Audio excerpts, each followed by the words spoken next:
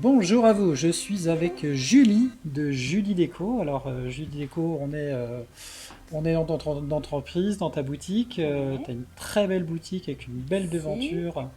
Tu es installé depuis pas très longtemps ici. Est-ce que tu peux me faire un petit historique déjà sur ton entreprise, Ouais, bien sûr. Julie Déco? Bah, ça tombe bien parce qu'aujourd'hui, ça fait 6 ans que JDeco Mhm. existe. J'ai créé la société. J'ai commencé cette société toute seule chez moi. Et puis 2 ans après, j'ai ouvert un petit showroom, un petit bureau au 28 bis boulevard de Courtet. Ensuite, j'ai voulu faire évoluer un petit peu la société, notamment pour pouvoir me démarquer de la concurrence et produire aux clients des choses un petit peu plus qualitatives, un petit peu plus poussées. Et là, donc j'ai Nicolas Daberna qui m'a rejoint et qui lui, moi je vais faire la conception, je vais faire le projet décoratif et lui il va être là pour m'appuyer sur tout ce qui est technique, suivi de projet, relevé de cotes et puis plan. Voilà, D'accord. Donc tu as une agence de décoration, tu fais de la décoration d'intérieur. exactement. Avant d'en parler un petit peu, est-ce que tu veux me parler de ton parcours, justement? Alors oui, alors mon parcours il est un petit peu atypique puisqu'en fait c'est une reconversion professionnelle. J'ai été juriste d'affaires avant en fait, donc j'ai un diplôme en langue étrangère et en droit des affaires que j'ai fait à Grenoble. J'ai exercé la profession de juriste pendant 5 ans et puis l'envie de revenir à mes origines, revenir voilà, dans la région pour des raisons familiales a fait que je me suis reconvertie et puis je me retrouvais plus forcément dans ce métier-là, pas assez proche des clients, pas assez proche du terrain, pas de Mhm. création du tout. Et voilà, donc j'ai opéré une reconversion à 360 degrés, on va dire. Alors, Et cette étincelle de la création et de la décoration, tu l'avais depuis longtemps? C'était quelque chose que tu avais en toi? alors, je l'avais en moi, oui, mais je m'en rendais pas forcément compte. Il s'avère que, voilà, dans une ancienne vie avec mon ex-mari, on a fait des rénovations Mhm. de maisons, d'appartements, et que j'ai aimé faire ça, en fait. Mais je le faisais pour mon propre compte. Et puis, en fait, c'est un ami qui m'a dit un jour, bah, pourquoi voilà, tu n'en ferais pas ton métier, tu es assez doué. Et je me suis dit, bah, allons-y, il y a peu de risques en fait. À mon mission, il n'y avait personne à l'époque. Enfin, il y avait une personne, mais qui restait, voilà, qui n'avait pas forcément de bureau, qui était chez elle. Et je me suis dit, bah, pourquoi pas, on va essayer et puis on verra bien. Et puis voilà, j'ai fait la foire exposition ma première année il y a 6 ans. Et là, j'ai eu beaucoup de contacts, j'ai eu beaucoup de clients qui sont venus me voir. Et puis bah, je me suis lancée dans l'aventure comme ça. Voilà. D'accord, donc c'est une chance, ça a démarré assez rapidement en fait. Donc tes compétences, c'était d'abord d'un point de vue personnel, tu avais rénové en fait Mm. peut-être des maisons, des appartements, des biens immobiliers, et tu t'es lancé directement comme ça ensuite dans la décoration d'intérieur. Ouais, c'est ça. Après, comme je dis souvent, c'est comme un très bon photographe. Un très bon photographe, il n'a pas forcément besoin d'avoir un diplôme. Il a un œil et cet œil-là, il lui suffit à capturer le moment, à capturer l'instant, à jouer avec la lumière. Alors moi, je ne sais pas si je suis une très bonne décoratrice, mais en tout cas, ce que je me suis rendu compte, c'est que finalement, ben, pareil, j'avais cet œil-là de me projeter dans les espaces, d'arriver à décrypter en discutant beaucoup avec mes clients. Moi, j'aime beaucoup parler avec les clients. Il y a une relation humaine dans la décoration d'intérieur qui Mhm. est pour moi très importante. Et du coup, d'arriver à décrypter leurs envies, leurs besoins et d'arriver à aller au-delà de ça. Et, euh, et, et, et voilà, ça mélangé au fait que ben, j'aime les matières, je suis curieuse et j'arrive à me projeter a fait que ben, j'ai réussi finalement dans cette reconversion professionnelle voilà, en être là où j'en suis aujourd'hui, quoi. Est-ce que tu as rencontré des difficultés dans cette reconversion? Oui, bien sûr, parce que bon, ça reste une reconversion où je suis autodidacte, donc j'ai pas de diplôme en la matière. Si j'ai passé des petites formations avec mon droit individuel à la formation, mais qui reste Mhm. de la petite formation. C'est pour ça que je suis décoratrice d'intérieur aujourd'hui et pas architecte d'intérieur, hein, c'est un autre métier. J'ai rencontré des difficultés parce qu'il y a quand même une partie technique qu'il faut maîtriser. Même si on ne l'impose pas, il faut quand même maîtriser quand même la technique. Et au début, j'ai été beaucoup sur les chantiers avec les artisans, nos artisans partenaires, et je voulais comprendre. Je voulais qu'ils m'apprennent, je voulais comprendre pourquoi ce que je demandais là, c'était pas possible, et pourquoi ça, c'était possible, et comment ils faisaient ça. Et voilà, et ça a mis beaucoup de temps pour que je puisse, du coup, après, dans mes projets, l'intégrer sans avoir besoin de faire appel à chaque fois à eux et à leurs compétences. Donc ça a été une difficulté. Et puis une difficulté aussi de la gestion aussi d'une société, le côté administratif. Ça, et même si voilà, je suis issue d'une formation juridique, ce côté-là, quand on a une entreprise, c'est pas toujours facile. On travaille souvent le soir à la maison pour gérer ça. Et il faut savoir voilà, arriver à concilier vie de famille et vie de l'entreprise. Et ça a été une difficulté aussi. D'accord. Est-ce que tu peux me donner un projet type que tu réalises aujourd'hui Alors, un projet type.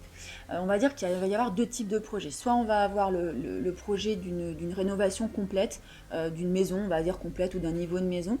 Ou alors on va avoir le projet où une personne, pour une pièce, elle souhaite refaire sa décoration. Donc là, on ne va pas forcément travailler de la même façon. Pour une pièce, eh bien, il y a toujours cette partie découverte client, découverte du lieu, mais là, on va plutôt travailler sur les matières, sur le choix des couleurs, et puis sur la décoration, le mobilier, etc.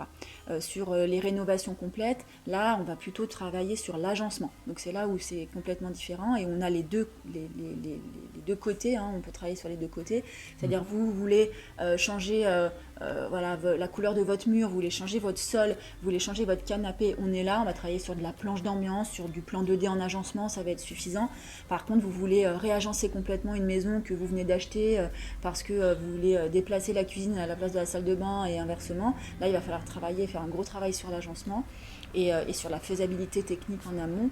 Et donc là, ça va être voilà, deux projets différents. Mais on va dire que les projets types, c'est ça. Ça va être soit de la petite déco, entre guillemets, pour une pièce, soit on va avoir une rénovation complète. Et là, on en demande un travail sur l'agencement, trouver un agencement complètement différent. Et puis d'autres matières, d'autres techniques qui ne sont pas forcément vues ailleurs. D'accord, donc tu pars des projets tu pars pour le gros projet, on va dire, des plans de la maison classique. Ensuite, tu réinventes un espace et tu vas chercher ensuite des nouveaux matériaux, Exactement. puis des artisans, des partenaires pour réaliser le travail. C'est ça. Tu fais tout de A à Z, en fait. On peut tout faire de A à Z, voilà. Donc le travail d'agencement, il est primordial parce qu'on ne va pas ensuite décorer une pièce de la même façon selon que le mur de la télévision, il sera en face de la porte du couloir, à gauche, à droite, d'accord. Donc il faut d'abord valider un agencement avant de parler de déco, et ça, des fois, les clients, ça les frustre un petit peu parce que finalement, eux, ce qu'ils veulent, c'est la couleur, le papier peint, le joli canapé, etc. Mais non, on fait les choses dans l'ordre. On a d'abord l'agencement. Et ensuite, effectivement, on va travailler les matières et les couleurs, et c'est là où on va essayer de trouver des choses un petit peu différentes, et c'est là où on va sur les salons, et on essaye d'être toujours un petit peu en avance sur la tendance et en avance sur les techniques pour pouvoir proposer notamment du papier peint étanche, parce que celui qui est derrière nous, par exemple, peut être posé dans une salle de bain comme une faïence. Ça, c'est des produits que les gens connaissent pas, et j'estime que c'est là qu'est notre valeur ajoutée. Les clients nous disent moi je veux un mur vert et puis je voudrais un canapé gris. Si c'est que remettre sur papier ça, il n'y a pas d'intérêt de passer par nous. Nous, c'est d'aller au-delà et ce vert et ce gris, de le décliner différemment, etc. Puis de trouver du mobilier également différent. Ensuite, nos artisans partenaires, effectivement, pour chiffrer le projet. Et en suivi de projet, quand on va être sur des rénovations complètes, on va sous-traiter ça, déléguer ça à un maître d'œuvre partenaire qui va travailler avec nous. Voilà, parce que nous, on n'a pas l'habilitation, on n'a pas la capacité de gérer la rénovation d'une maison complète en suivi.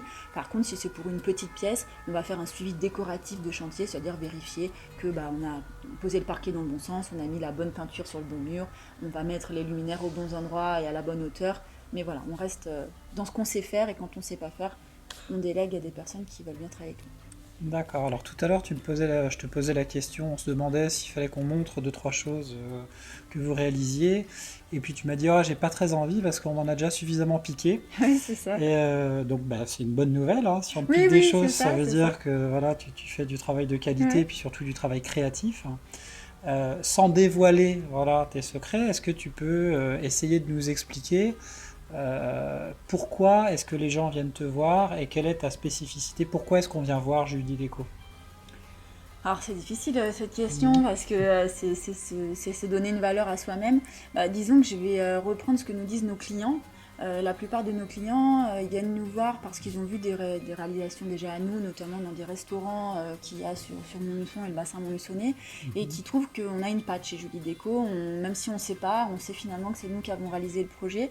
Ils aiment bien justement ces matières un petit peu différentes, ces matériaux qu'on n'a pas vus ailleurs. Ils aiment bien ce petit grain de folie qu'on essaye toujours de mettre un petit peu dans nos projets, d'essayer de ne pas faire un copier-coller de tout ce qu'on peut voir aujourd'hui sur Pinterest ou sur d'autres sites internet qui foisonnent en ce moment. Et puis je pense que ce qu'ils aiment aussi, c'est nous, c'est l'humain qu'il y a derrière. Ils aiment le franc-parler de Julie, ils aiment la discrétion et le professionnalisme de Nico, ils aiment cette dynamique qu'on a pu créer tous les deux et ils voient qu'on s'entende bien et qu'on sait aussi leur dire non.